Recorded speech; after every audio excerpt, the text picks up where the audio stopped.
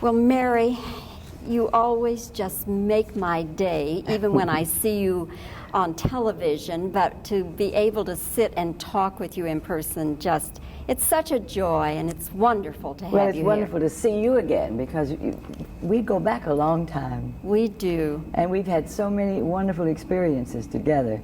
Once I remember we did an interview in Fort Worth, or Weatherford, and we sat on, it was in a church, and we sat on a table and interviewed, and I think we talked for about 4 hours or something, because we hadn't seen each other so long. You were saying just before we started rolling the camera that this is your 50th year in show business. It is. I don't know where it went, but it's so exciting, very, very exciting. And when I think about, here we all are right back where we started. I mean, in Weatherford and in Dallas, and my child over there. That now, what is it? What is it you say I am? I'm named after. She's named after me. I think she's my godchild too, but that's her sister. But Mary Anna has done so extraordinarily well in her career. We're also thrilled about her. Let's talk a little bit about your being here for this retrospective they're honoring Jimmy Stewart with.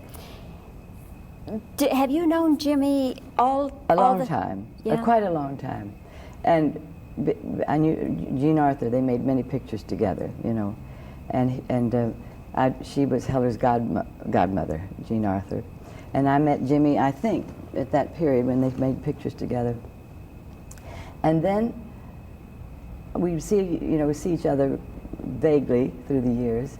But when the accident happened in San Francisco, which was very tragic, and we were all in hospitals for quite a long time, I finally went home, back to where I live in Palm Desert now. I don't live in Palm Springs, I live in Palm Desert. And went back. I couldn't walk. I had to learn how to walk all over again. And he wrote this beautiful letter to me, just absolutely perfect, beautiful letter for her.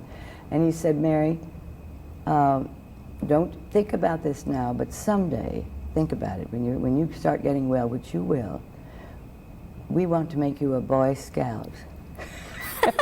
And I almost got well overnight, you know, because I was so excited.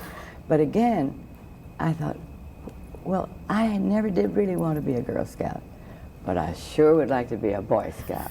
And by golly, the time came when I was well again, and they had a big thing as we're having tonight for him. They introduced me, and I came out in my Boy Scout hat. And I was ready to say the Boy Scout, and nobody asked me to say it. Fortunately, I'd probably forgotten it in the middle. But anyway, I am the only girl Boy Scout in the United States or anyplace else. And they have a huge, huge museum. I'm also now a museum piece. And there's my head in bronze with all the young men, but one Girl Scout. But I'm a Boy Scout. That's because of Peter Pan, I think. Let's talk about Peter Pan. NBC is going to run it again. Coming again, the 24th of March. And this has been going on for years. They said it'd been one of them had been burned, and they couldn't find it. This went on. They have a new man, which I have not met yet at NBC, but I've had I don't know how many interviews, like 20 a day for several days. And still have 3 more to go. And talking about Peter Pan, and they are doing it. And the thing that's thrilling to me is I hope it will be done for years for children at a special time, because all the children have grown up, and they're having parties. The mothers and fathers now are having parties for their children, and on that night. And I will be in Australia. I won't be here, but I have seen it very many times. This was done when? This particular one that they're rerunning? I haven't. It was the last one that was done, and by that time, everybody had grown up. You know, all the Lost Boys were grown up. The little girl who played Heller, Heller was in it too. She was off at university, and I was doing Sound of Music, And that was when it was made. I don't know the year, but we could look that up. And so we started with a new cast, and everything was going extremely well at the Helen Hayes Theater, which was right across the street from me where I was playing Sound of Music. So we started rehearsal first day, and I started to teach the young children, the 3-1, how to fly. And so I'm showing them, and they're watching. And we had everybody with us that we'd had in the show except one man, and that was the one who flew me back. One was flying forward and the other coming back. And this was a new man, and I met him. So I was going very slowly just to show the balance and everything to the children, and they were watching. And suddenly I said, now I'll really fly, and I'll go out of your sight. But you keep watching me coming back and forth. So we did, and I was going like a bat out of heaven there, and I saw the wall clear at the top, or like higher than this, coming very fast, and there was nothing pulling me back.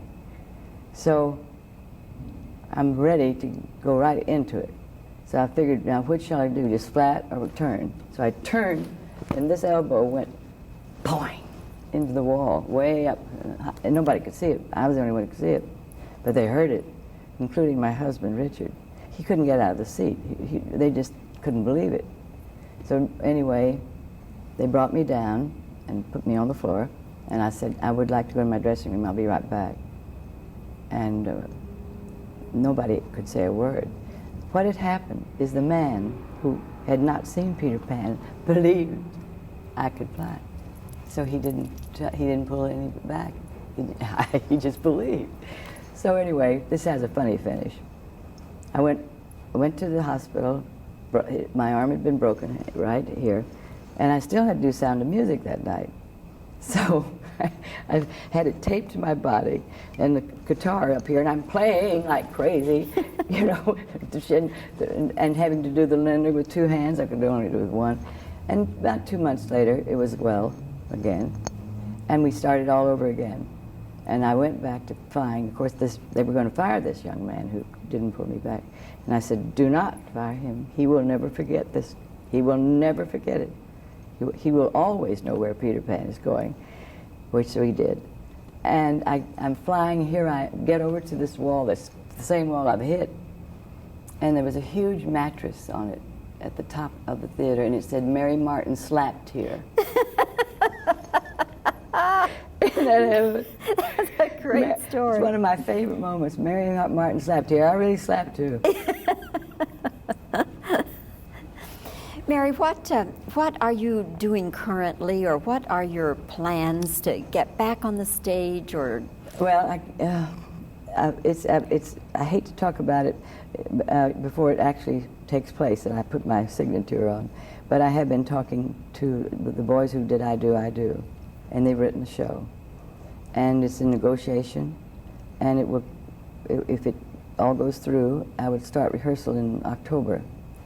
And in the meantime, I'm going to Australia next week, and I'm doing many, many things, but that is the thing that will probably be it when we sign. I don't believe anything, even after it's signed, maybe sometime you don't do it, but it will be a joyous experience, because they were so wonderful. You saw I Do, didn't you? Oh, yes, when you did it with Robert Preston. Yeah. This was the saddest moment I've had in years, when Robert left. Just devastated me. I was so crazy about him and his wife. We were all such close friends. And I was waiting to go and see Peter Pan. I'm a museum piece now, too.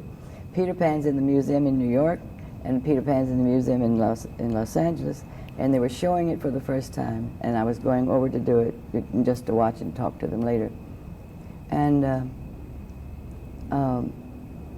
I just was sitting waiting on the chair, and it came on television, Robert Preston has just died.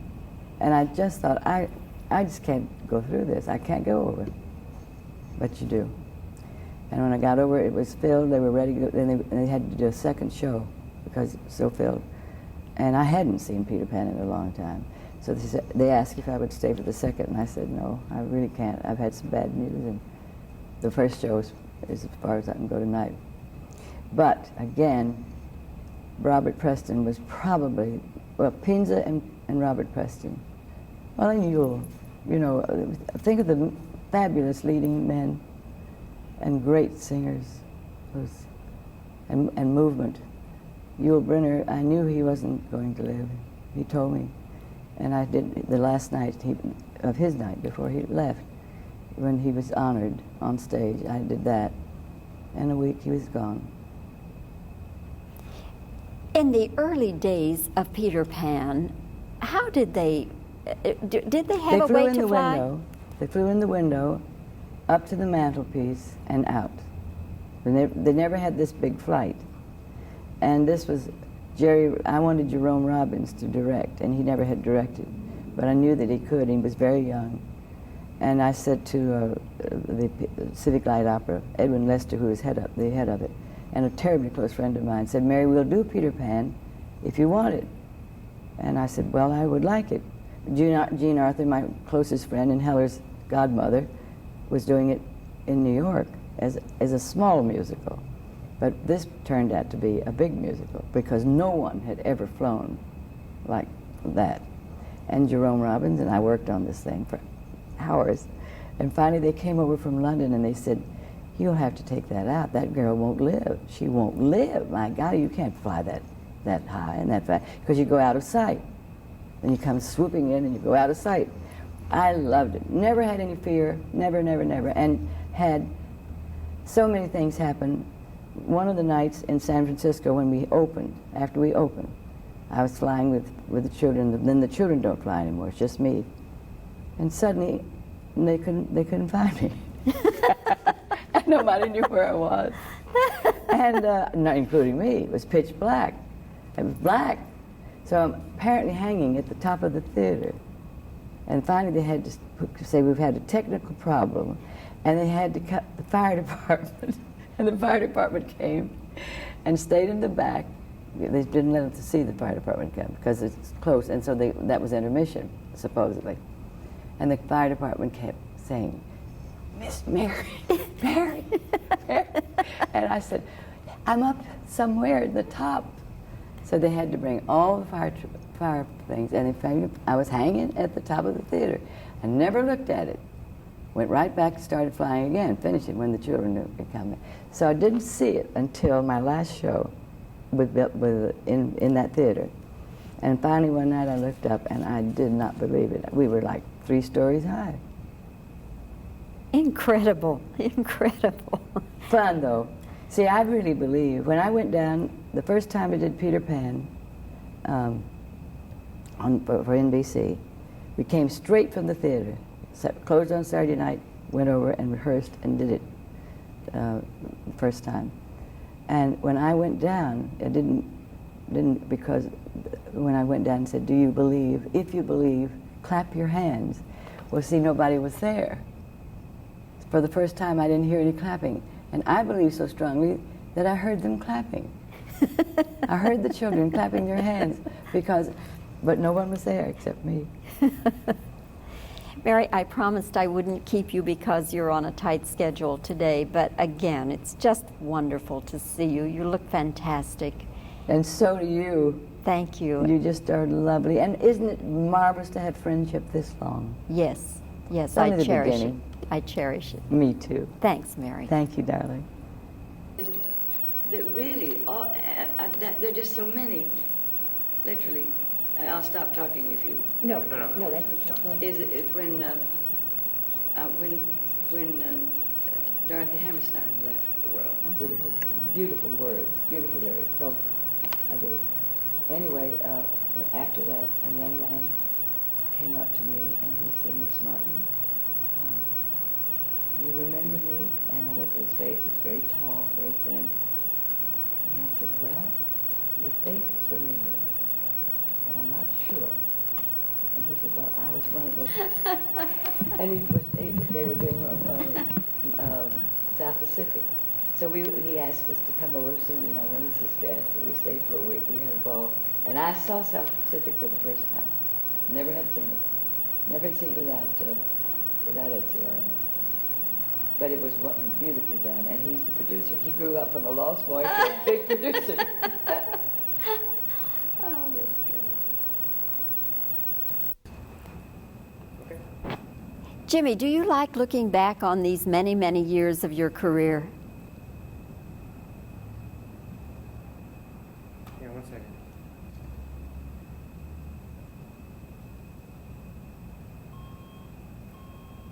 What does that mean? Bad. Oh, okay. Yeah. Mary, were you ever hurt flying around as Peter Pan?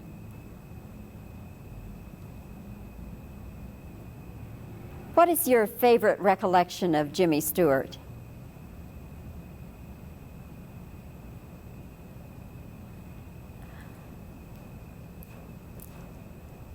In the early days, how did they fly Peter Pan?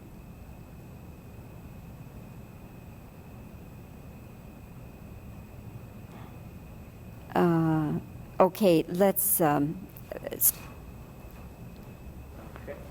see. Yeah.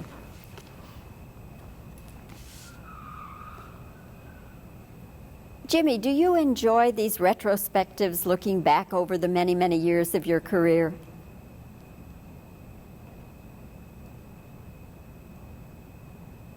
Of all the things about your life, what are you most proud of?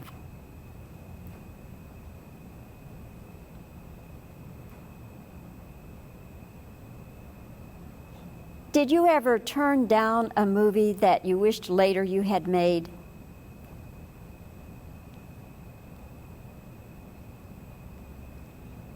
What was the most difficult movie, physically difficult movie you ever made?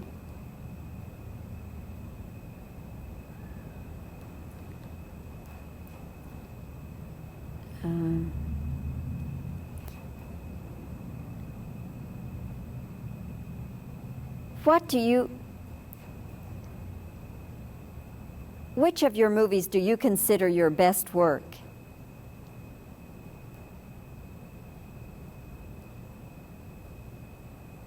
Of all the characters you played, which one was most difficult for you? Okay. Of all the things about your life, what are you most proud of?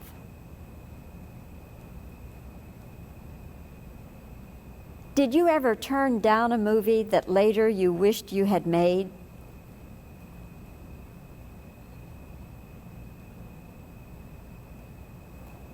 Which of your movies was the most physically difficult?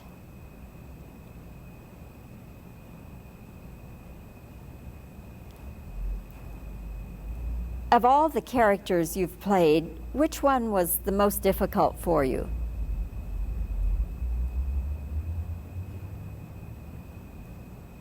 Do you have a favorite location as far as where you went to make a movie?